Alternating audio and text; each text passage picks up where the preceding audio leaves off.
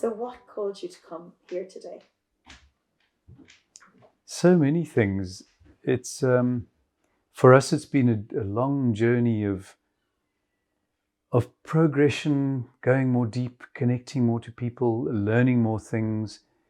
And then when we heard about a conscious dialogue taking place, we were invited to attend with you under your guidance to Ireland, of all places, where I feel a great affinity, and I feel there's some wonderful aliveness here amongst the people, and wildness in the place and the history, etc. It just felt like it would be an interesting forum to join into, but primarily because we're always looking for ways for people to access consciousness and try and shift how they're looking at the world and what they're seeing. So what does consciousness mean to you? Consciousness means looking more deeply outside of what you've been taught, what you think you know, how you've learned to operate, how you become more aware of other people, how you listen to what they say carefully before just delivering your own mission, context, paradigm for them to buy into. It's a thought process of raising awareness of what you might not know and what might not be seeing. I love that, of what not might be seen.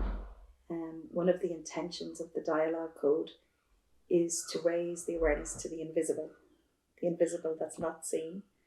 There's an intangible element to it as well. Yeah. And developmental work is mainly intangible.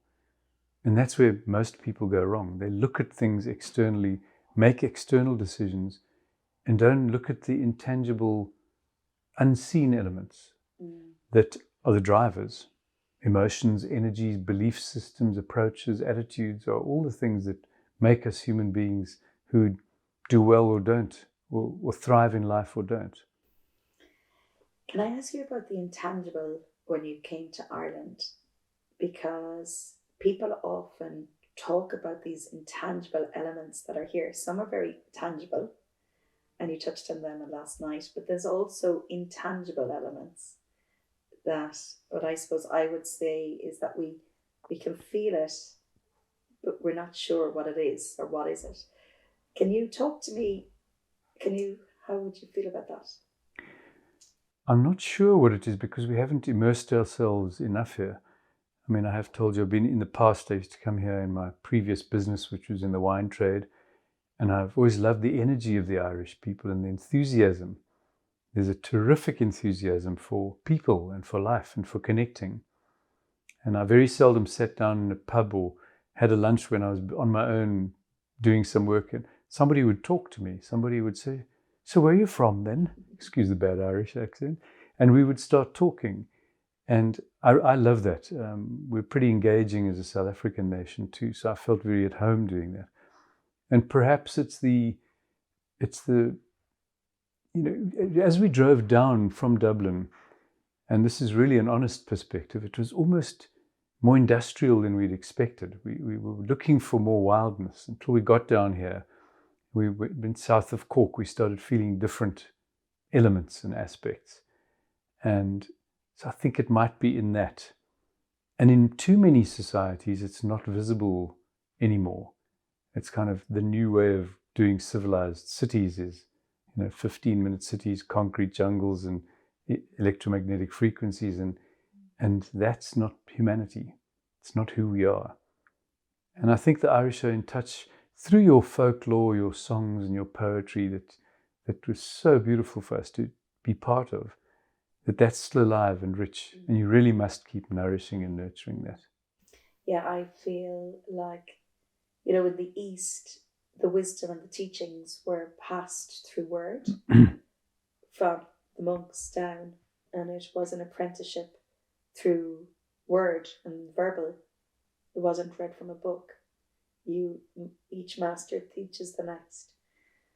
And I think in the music, that tradition of the essence and the real mastery is passed from child, from parent, from grandchild down, and it's cultivated from a very young age, and it's like it comes through.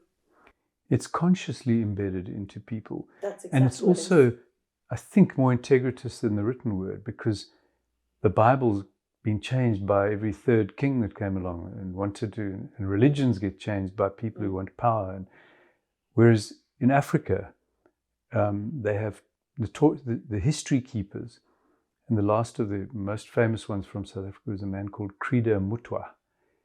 And he was extraordinary. He was compared to Nostradamus because he knew such incredible things and he'd gone so deep. And he said he started learning. They get selected, and at 14 years old, they get told the story of Africa, and they have to know it by heart. So it's passed over decades from one person to another. It's not just a book that a king says, leave that out. It was in it. We lost that battle, don't put it in, or whatever it is.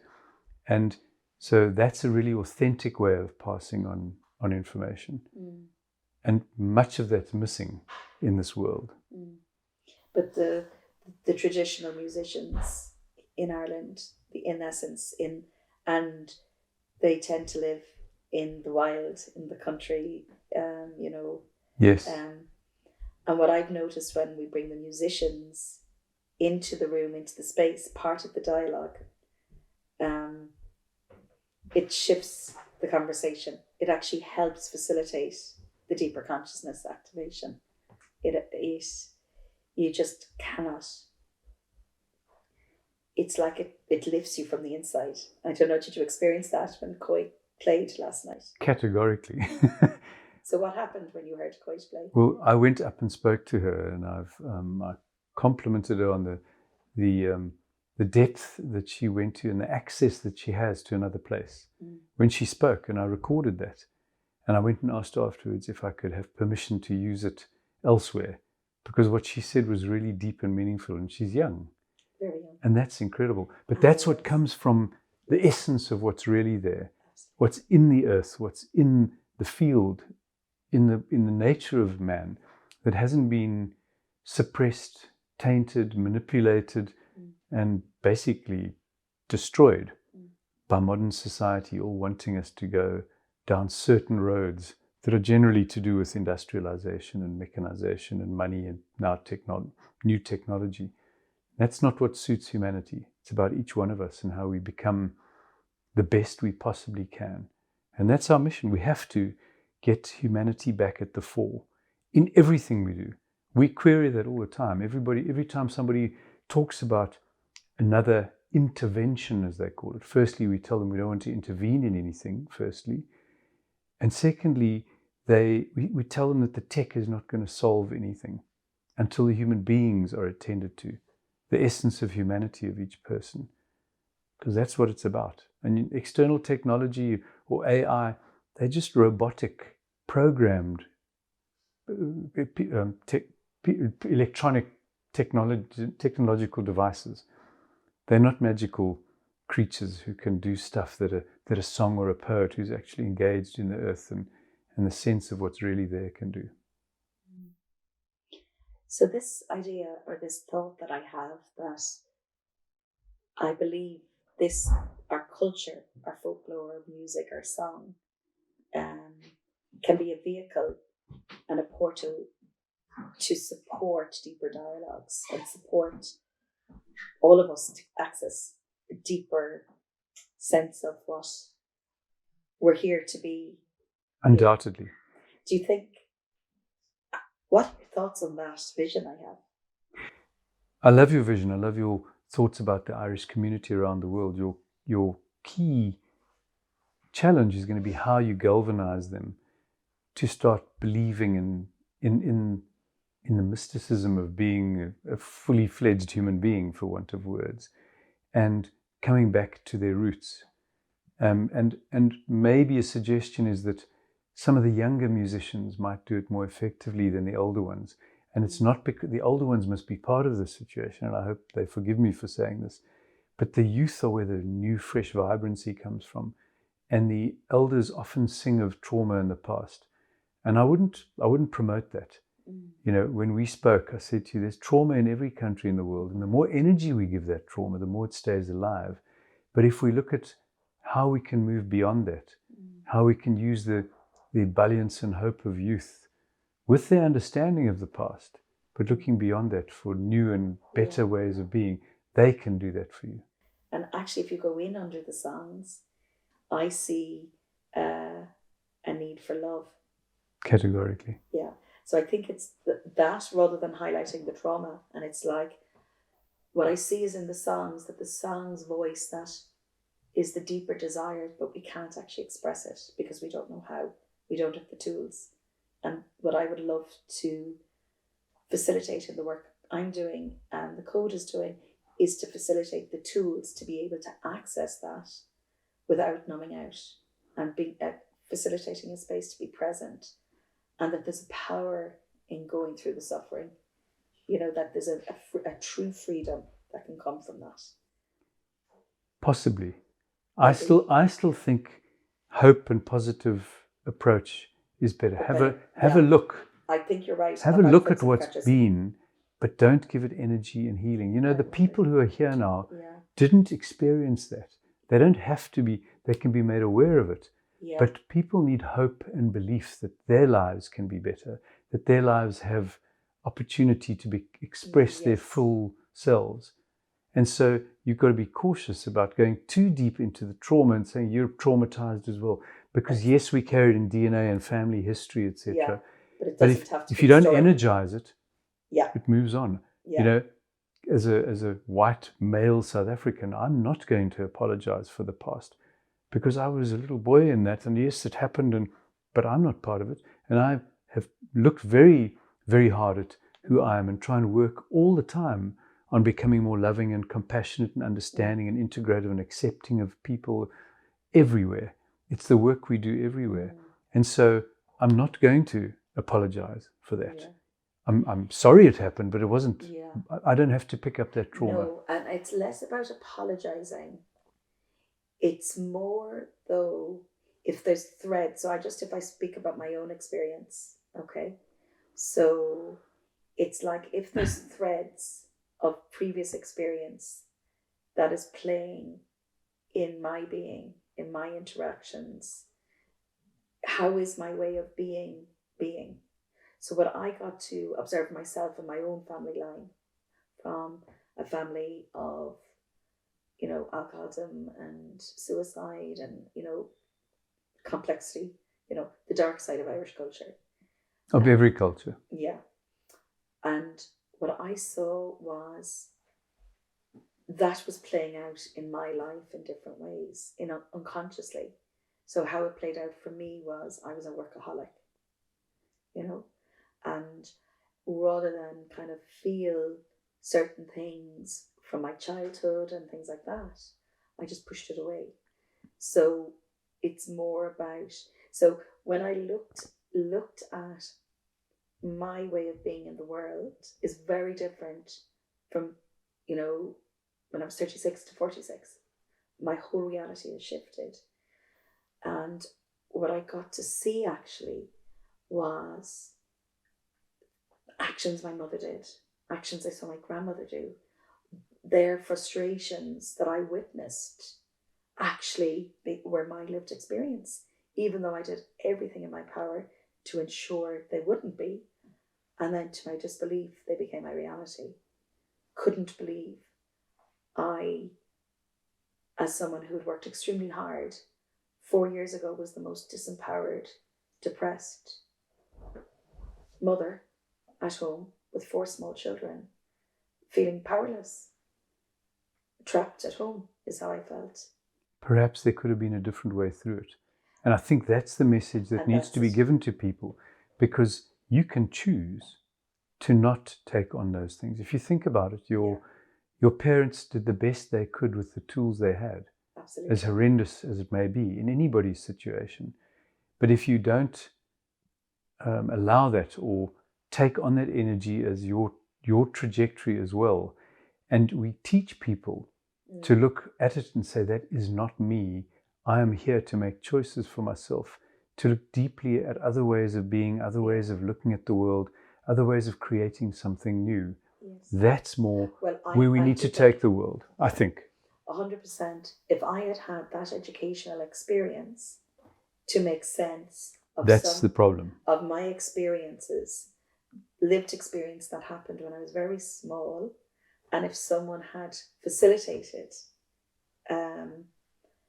probably what I've done in the last couple of years, if that had happened in younger years, I wouldn't have had I wouldn't have been repeating it. Neve, imagine if we taught that in schools. Yeah. Imagine if we didn't just mindlessly teach children maths and science and irrelevant stuff that they never use in their lives. And we taught them contextual lessons about their choices in life, of how they could make their lives different, how they could engage with nature to learn things, how they could, I'm not sure why the education systems are like they are. That with my children. You are. This should go be on an education system wide. They're always looking for more answers, and we put technology in, and it's just crazy. No, I get it. So thank you for that lesson. I really appreciate it. I get it now. Yes. It really is. We've got to go forward. And actually, early on, the tools is the opportunity. I see that. Absolutely. Yeah. And that's part of what we can do in this work, is to approach people in those systems and try and get them to see different paradigms, because they're also operating out of this industrial era paradigm that's over now, and we need to move on. We cannot keep going down. Get in before the conditioning and all of that happens. Yes, and even teach people who've had it to look at it differently, that's and not go down this hole that they... Well, that's what I've been trying to do, and that you can do it quickly, and it doesn't have to, you don't have to keep pushing it away. Yes. You can actually embrace it. Yes. Oh, that's lovely. Okay, can I ask you, and it would be really interesting for me to hear. So, firstly, how was the experience today? Well, how did you find it? Or we've been here a day and a half. How has the dialogue code experience been for you? It's been wonderful, genuinely. It was last night with the singing, as we spoke about, was just beautiful, and the sharing of poetry. I think the more people get used to this, the more they'll do it. I think Lara and I felt like newcomers, so we didn't arrive with a poem, and we just came to, but next time I think we'll do differently. And so there might be a different way of galvanizing people to actually engage more readily and more easily, to bring a favorite poem and only read the first 2 stanzas or something, to let people share and express. And then this morning was wonderful. The way you set it up, the way you held it, the privilege you gave me of putting a context out of the lessons we've learned on our journey over the years. And they've been tough lessons, but delicious lessons, because we learn, listen, and see things from people who are doing incredible stuff. And we've learned to assimilate those and spread them, and to encourage other people to do the same. Because the shift that's needed in the world is not, again, I come back to it, more technology. And I hasten to add, I love technology. That was my first 2 decades of my career. I'm a total technologist. But it's not the solution as it's being touted to be in anything that they say it's going to be used. Tiny segment of the community maybe, but not the general populace, and certainly not the people who are outside of the system. So what are we going to do? How are we going to shift that into a place and space where we can actually positively reinforce people's belief in their own abilities, their belief in themselves? Even today at the end, we spoke to a number of the participants who were delighted because they heard stuff. They shifted during the day. They shifted from the opening conversation. They have said, this is so exciting. I've been on this journey, and I've felt more that I can start taking steps in that direction. So it's a wonderful, it was well done. It was great. There were wonderful people in the audience. There was a lovely sense of camaraderie, togetherness, and happiness. There was a really good buzz in the audience, and that's what you're looking for. That's what we want to do across the world, is make people feel good about life. Yeah, and it's actually, you're making me think about, I've noticed the last couple of dialogues, it's been real joy. It didn't have to be so heavy.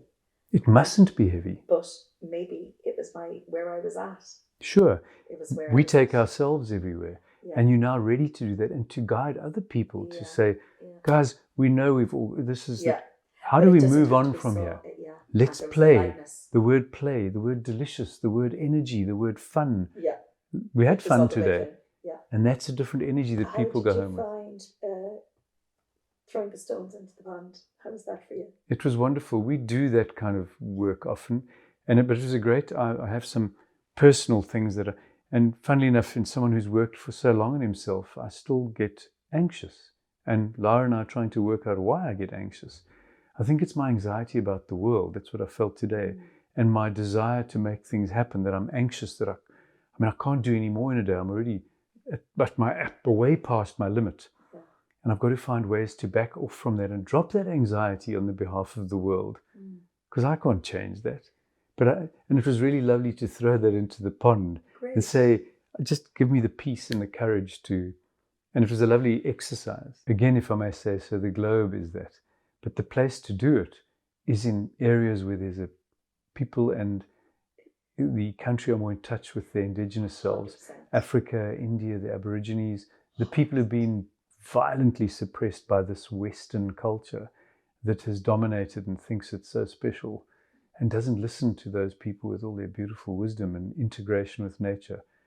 It's time for that to surface, and it is, because they're very angry, been angry for ages, but now I think it's an unstoppable force. We have to believe that will come back. Yeah, and it is that. It's anywhere that's holding the essence of the wisdom, and we have pockets of it in nature.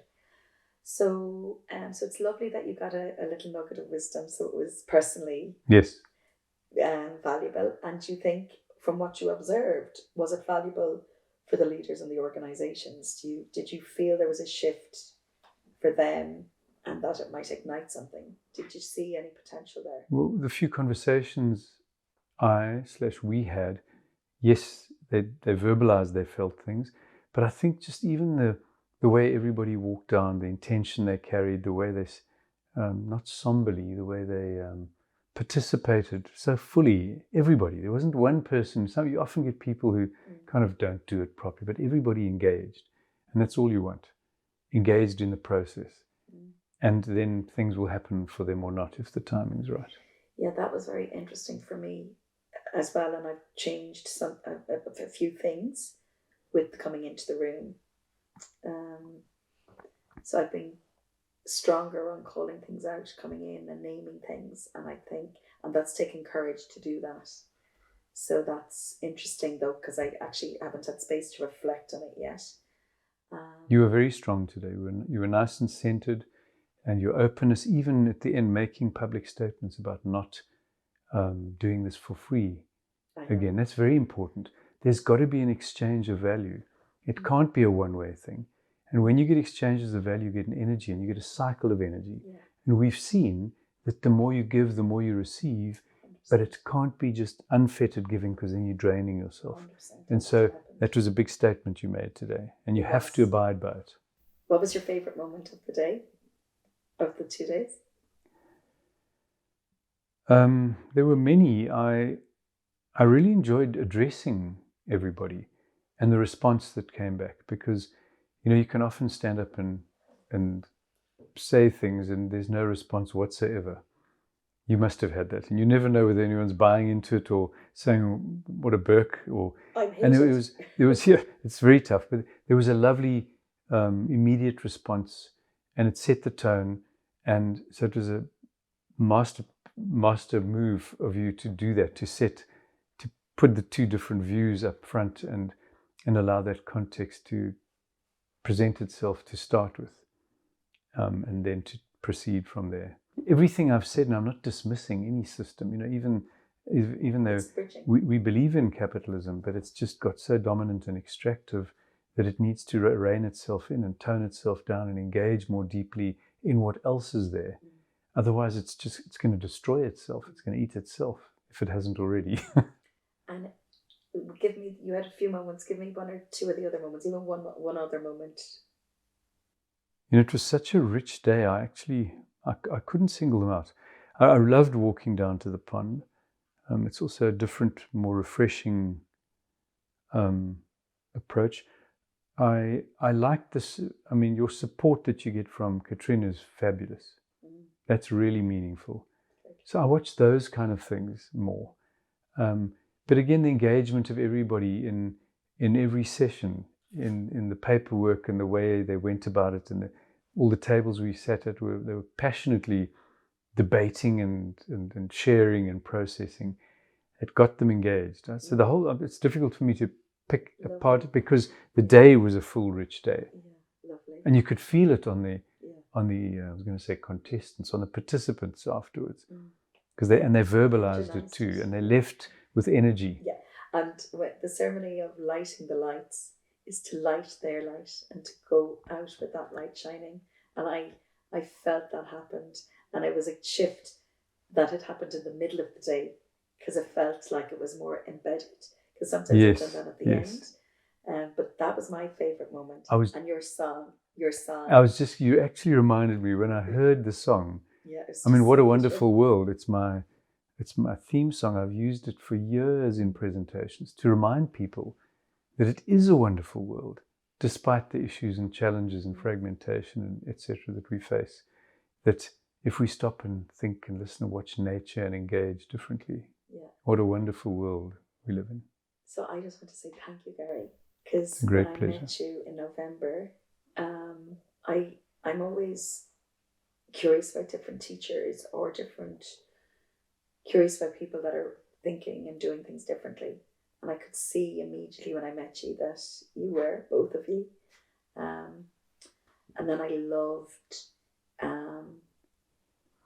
the clarity I got for some of the conversations from you that were painful and direct, but I actually think accelerated the process for here today.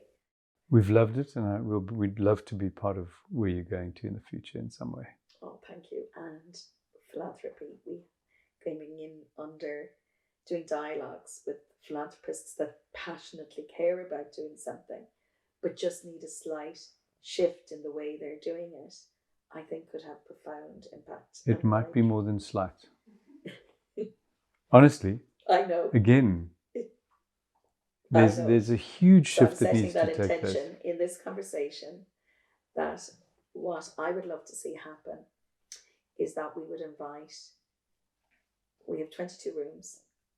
We would invite 22 individuals that are sincere and genuine about passionate philanthropy, and they really want to make a difference, and they would love to do it in a more conscious, heart-opened way, and that they're stuck, but they want to be part of a community that is sincere about doing that more consciously. But you actually just get, for the love of humanity, that's almost a container to carry everything 100%. in, because it's how corporates and governments and educators should operate for the love of children, not advocate more and more stringent, draconian, limiting measures instead of enabling children to expand their imaginations and be free beings and learn in an unfettered way rather than be this in a cloistered way.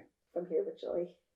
That's the deal. Congratulations. Thank you. I can't wait to hang out the next 2 days with your amazing partner Lara and yourself and show you actually the nuggets of Ireland. It's a pleasure. Both Lara and I are delighted to be, and thank you for everything you've facilitated.